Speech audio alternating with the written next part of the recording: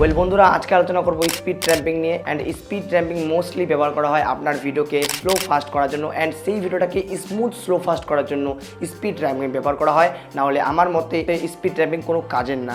So আমি speed ট্র্যাম্পিং মূলত ব্যবহার করি স্মুথ স্লো করার জন্য অ্যান্ড স্মুথ ফাস্ট করার জন্য। এর জন্য আমার স্পিড ট্র্যাম্পিং কাজে লাগে। তাছাড়া আমি কিন্তু কোনো প্রকার স্পিড ট্র্যাম্পিং ব্যবহার করি না আমার ভিডিওতে স্লো ফাস্ট করার জন্য। যদি আমার ভিডিওতে কোনো ডিউরেশনে স্লো দেওয়ার ইচ্ছে হয় তাহলে আমি সেটাকে কাট করে স্লো মোশন দিয়ে দিই, অ্যান্ড যদি আমার ফাস্ট দেওয়া হয় তাহলে সেটাকে কাট করে আমি কিন্তু ফাস্ট মোশন দিয়ে দিই। তো কোনো প্রকার আমি কিন্তু স্পিড ট্র্যাম্পিং ব্যবহার করি না, শুধুমাত্র আমি কিন্তু সেই ভিডিওটাকে স্মুথ ফাস্ট দেওয়ার জন্য অথবা স্মুথ স্লো দেওয়ার জন্য আমি কিন্তু সেই স্পিড ট্র্যাম্পিংটা ব্যবহার করি। তো মোস্টলি অনেকেই এটাকে পিসিতে ব্যবহার করে অথবা অনেকেই মোবাইল ফোনে ব্যবহার করে। তো আপনারা কোনটা বেশি প্রেফার করবেন সেটা আপনারা নিচে কমেন্ট বক্সে জানাবেন।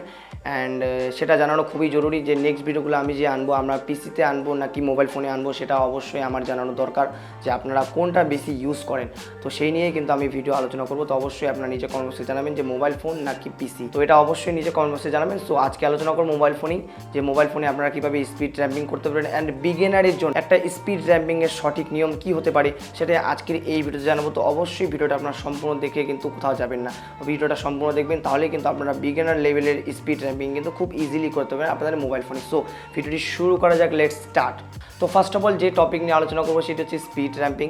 অ্যান্ড স্পিড র্যাম্পিং কোথায় ব্যবহার করা যাবে? আমাদের কাইনমাস্টার অথবা পাওয়ার ডিরেক্টর এই সব অ্যাপে কিন্তু কোনো প্রকার স্পিড র্যাম্পিং ব্যবহার করা যাবে না।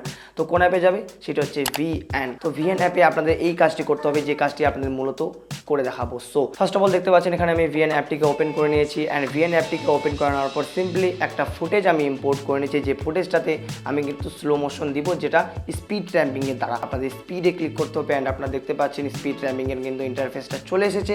অ্যান্ড রেগুলারে যদি যান তাহলে এখান থেকে আপনারা কিন্তু ম্যানুয়ালি আপনাদের স্পিডটাকে কিন্তু কম বেশি করতে পারবেন। তো আমি ম্যানুয়ালি বেশি প্রেফার করি, বাট আজকে আপনাদের স্পিড র্যাম্পিং নিয়ে আলোচনা করবো। তো যেমনটা দেখতে পাচ্ছেন স্পিড র্যাম্পিংয়ের কয়েকটা ফুল স্টপ রয়েছে, যে ফুল স্টপগুলো আপনারা আপ অ্যান্ড ডাউন করতে পারবেন। অ্যান্ড যারা নতুন নতুন স্পিড র্যাম্পিং করেন তারা কিন্তু অনেকেই আপ অ্যান্ড ডাউনটা কিন্তু খুব ইজিলি উপরে করে দেন, খুব ইজিলি কিন্তু নিচে করে দেন, মানে অনেকটা কম বেশি কিন্তু করে দেন। তো এটা করা কিন্তু চলবে না। তো আপনাদের স্পিড র্যাম্পিং করার আগে আপনাদের এই বিষয়টা জানতে হবে যে আপনারা কতটা উপর নিচ করতে পারবেন, মানে আপনার স্পিড র্যাম্পিংয়ের যে ফুল স্টপগুলি আছে সেই ফুল স্টপগুলি কতটা উপর নিচ আপনারা করতে পারবেন সেটা আপনাদের প্রথমে জানতে হবে। তো সেটা কীভাবে জানবেন? সেটা আপনাদের জানতে হবে আপনার ফুটেজের এফপিএসের দ্বারা। সো এফপিএস হলো ফ্রেম পার সেকেন্ড। তো এটা নিয়ে আপনাদের পরে আলোচনা করব।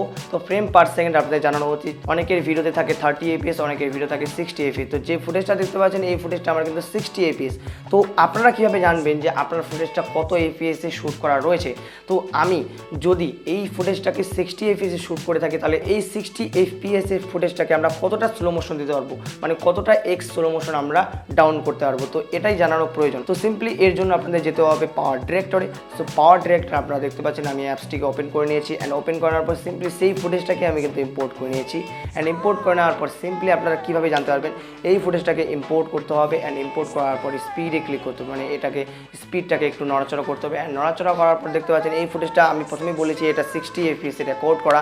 অ্যান্ড 60 এফপিএসে রেকর্ড করা সত্ত্বেও আপনারা দেখতে পাচ্ছেন এখান থেকে আমি যেটা দেখতে পাচ্ছি স্লো ডাউন করছি। স্লো ডাউন করার পর আপনারা দেখতে পাচ্ছেন এই ফুটেজটাকে আমরা মিনিমাম 0.30x আমরা কিন্তু এটাকে স্লো মোশন করতে পারবো, স্লো ডাউন করতে পারবো। অ্যান্ড যেমনটা দেখতে পাচ্ছেন 60 এফপিএস রেকর্ড করা, সেটাও কিন্তু একটা ওয়ার্নিং আসে যে এই ফুটেজটা 60 এফপিএস রেকর্ড করা, এর থেকে স্লো মোশন করলে আপনারা এই ফুটেজ ল্যাগ ভাব কিন্তু অনুভব করবেন। তো সেই জন্য এখান থেকে কিন্তু একটা ওয়ার্নিং দিয়েছে। অ্যান্ড এর থেকে আপনারা জানতে পারবেন যে এই ফুটেজটা 60 এফপিএস রেকর্ড করা। অ্যান্ড 60 এফপিএস রেকর্ড করার পর আপনারা কতটা স্লো মোশন করতে পারবেন সেটাও কিন্তু আপনারা এখান থেকে জেনে যাচ্ছেন। এরপরে আপনারা যদি ভিএন অ্যাপে যান, সো ভিএন অ্যাপে আপনারা কিন্তু খুব ইজিলি এটাকে কিন্তু স্লো মোশন করতে পারেন, যে কতটা স্লো মোশন দিব আমি এই স্পিড র্যাম্পে, কতটা স্লো মোশন দিব অ্যান্ড কতটা আপ করব। সো আপনারা হয়তো বুঝে গেছেন। আপনারা যদি বিগিনার লেভেলে স্পিড র্যাম্পিং ইউজ করেন তাহলে অনেক ক্ষেত্রে কিন্তু এই ভুলটা অনেকেই করে থাকে। তো এটাই আজকে আপনাদের জানিয়ে দিলাম যে আপনাদের স্পিড র্যাম্পিংয়ে কতটা স্লো মোশন থাকা প্রয়োজন আপনাদের যে কোনো ফুটেজে। অ্যান্ড নিচে কমেন্ট বক্সে কমেন্ট করতে ভুলবেন না যে আপনাদের মোবাইল ফোনে বেশি প্রেফার করবেন নাকি পিসিতে এডিটিং আপনারা বেশি পছন্দ করবেন অ্যান্ড পিসিতে ভিডিও এডিটিং।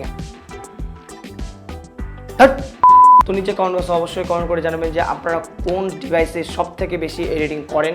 তো সেই নিয়েই কিন্তু নেক্সট ভিডিওগুলোতে আলোচনা করবো। তো অবশ্যই নিচে কমেন্ট বক্সে কমেন্ট করতে কিন্তু ভুলবেন না। তো আজকের মতো এটুকুই, দেখা হচ্ছে পরের ভিডিওতে। ভালো থাকবেন, সুস্থ থাকবেন, টেক কেয়ার অ্যান্ড বাই।